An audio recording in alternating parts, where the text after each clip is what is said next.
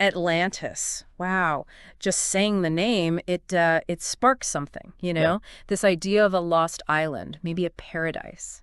Advanced technology. Oh, absolutely. It's one of those enduring images, isn't it? A kind of utopian dream that's stuck with us. Yeah, it really has. And you see it cropping up constantly. Books, films, video games, you name it. It's woven into popular culture. Exactly.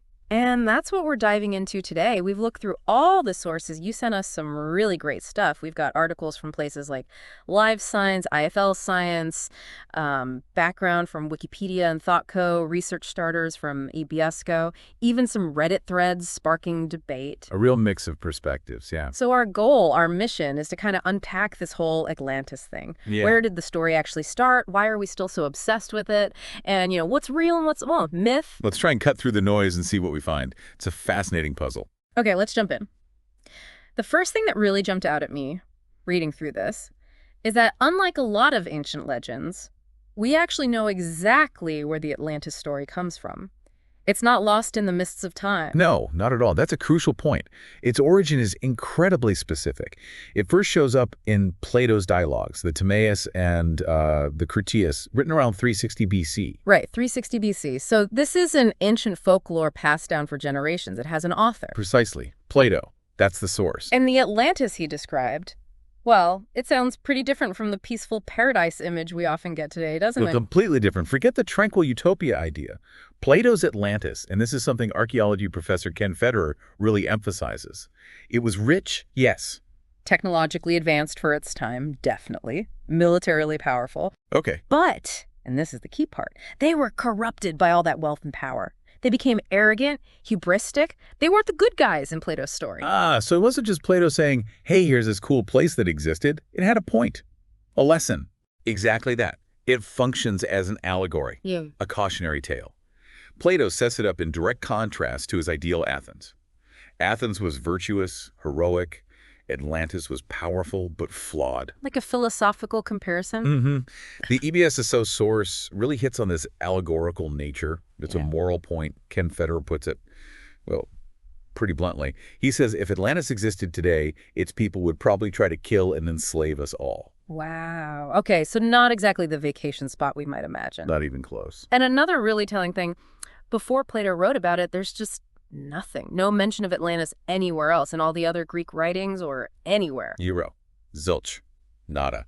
Given how much writing survives from ancient Greece, you'd think a civilization that massive and important would get a mention somewhere, right? You really would.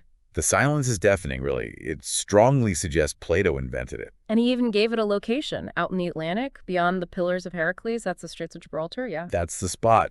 And he Yeah. said it was huge, larger than Libya and Asia Minor put together. I mean, that's enormous. How could something that big just vanish without anyone else noticing or writing about it? Well, that specificity actually works against it being real, as the Live Science piece points out. Putting it in a known area like the Atlantic makes the complete lack of geological or archaeological proof even more striking. It's not some vague fairyland. Okay, so Plato writes this allegory, this warning, but somehow it transforms into this popular belief in a real lost continent.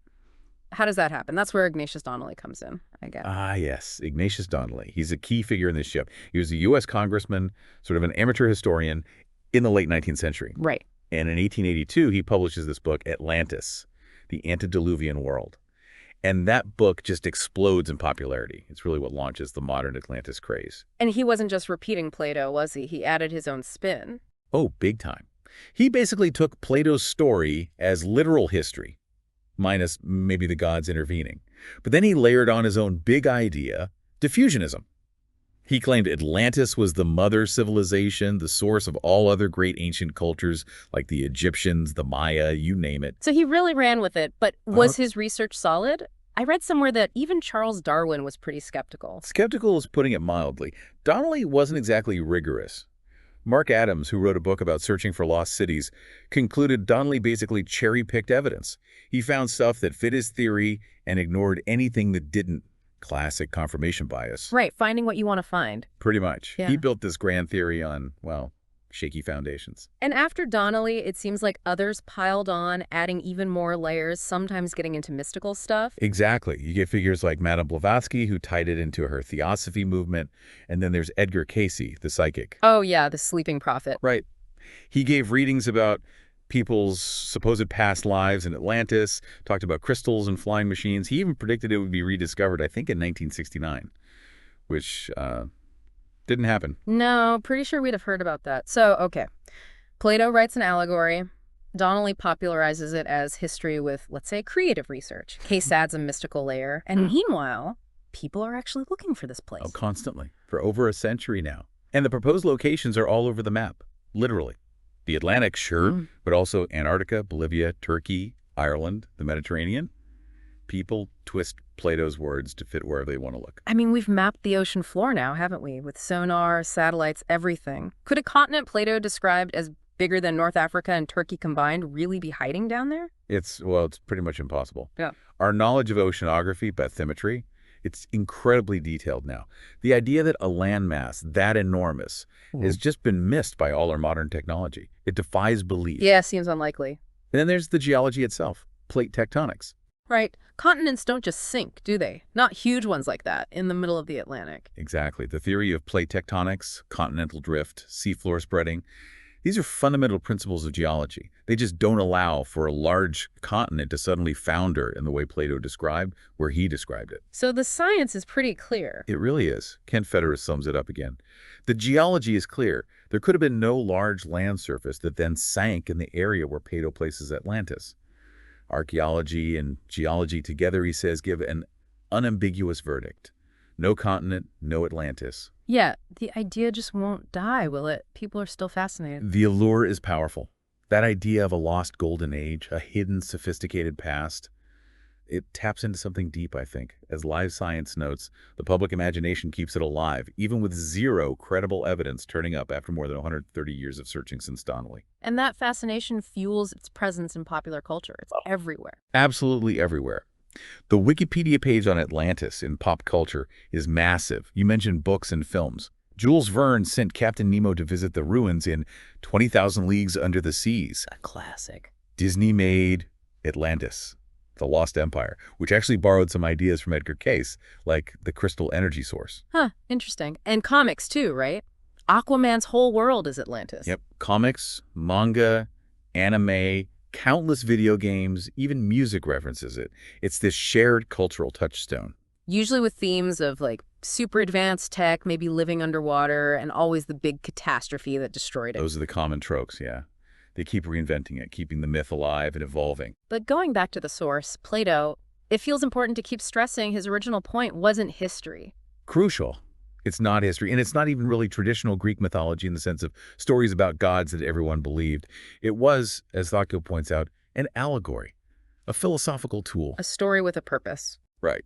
The EBSCO source calls it a moral parable about hubris, imperialism, what happens when a society loses its virtue. So he uses this fictional Atlantis to explore real ideas, like wealth versus simplicity, power versus justice. Exactly. Thoughtco mentions those contrasts. Maritime power versus a land-based one, engineering skill versus maybe spiritual strength. It's Athens, the smaller, just city, versus Atlantis, the huge, technologically amazing, but ultimately corrupt empire. And Athens wins, in Plato's telling. Which might have been a message for the real Athens of his day, because they were getting pretty powerful and expansionist too, weren't they? That's a very strong interpretation, yes. Some scholars, as EBSCO notes, see it as Plato holding up a mirror to contemporary Athens, saying, look, this is where you could end up if you pursue power and wealth above all else. You could face a similar downfall. A subtle political warning, maybe. Could be. It adds another layer to why he might have created it. Now, something else that came up, especially in the Reddit discussions and that Greek Reporter article, are there theories that maybe Plato was inspired by real events? Not a whole lost continent, but maybe something smaller, like the Minoan civilization. Yes, the Minoan hypothesis. That's probably the most popular real inspiration theory. The idea is that the Minoan civilization on Crete, which was very advanced and then collapsed quite suddenly, possibly linked to the massive volcanic eruption on the island of Thera, now Santorini. Right, that eruption was huge. Huge. So the theory goes, maybe distorted memories of the Minoans and the Thera catastrophe found their way into Egyptian records, which Plato claimed was his source, and that became the seed for Atlantis. And the Greek Reporter article tried to link it through the alphabet somehow. Yeah, that was a specific linguistic argument suggesting clues in Greek writing pointed to that area. And you saw on Reddit, too, people debating connections not just to Minoans, but maybe Egypt, the Maya, these recurring themes of ancient wisdom or catastrophe. But do these theories really line up with Plato's actual description? That's the sticking point. The timing is way off. The Minoans collapsed about 900 years before Plato wrote. And the location. Crete and Santorini are in the Mediterranean, not out in the Atlantic beyond Gibraltar. Big difference. Huge. And as some of the Reddit comments pointed out, trying to link it all together, maybe bringing in the mysterious sea peoples who caused upheaval around that time, it gets very complicated very fast. The links are tenuous, there's lots of debate, but no smoking gun connecting the Minoans directly to Plato's very specific description. So these inspiration theories are interesting, but they don't quite bridge the gap to Plato's text. They don't fully satisfy all the details Plato included? No. They remain speculative. Okay, so let's maybe touch on something a bit more controversial. The idea of pseudo-archaeology. How does Atlantis fit into that? Right. Pseudo-archaeology is basically, well, it's like pseudoscience, but for history and archaeology. It often ignores or rejects scientific methods, relies on confirmation bias, appeals to mystery, and sometimes promotes quite fringe, unsupported ideas. And Atlantis is a classic example. It's often Exhibit A. Because, as we've discussed, mainstream archaeology isn't looking for Atlantis. Why? Because there's simply no credible evidence, textual, archaeological, geological, to suggest it existed as Plato described. Modern mapping hasn't found it. The geology argues against it. So where does pseudo-archaeology take it? Unfortunately, the Atlantis myth, especially post-Donnelly, has been misused to support some pretty unpleasant ideologies. Oh, so. Well, the diffusionist idea that all great civilizations stem from Atlantis was sometimes used to push racist or colonialist agendas. The underlying suggestion was that certain ancient peoples, usually non-white ones, couldn't possibly have built their amazing monuments or developed their cultures on their own. They must have had help from this superior lost white race from Atlantis. Ugh. Yeah, that's ugly. It is. It dismisses the actual achievements of incredible cultures around the world. And it even got picked up by some really nasty groups.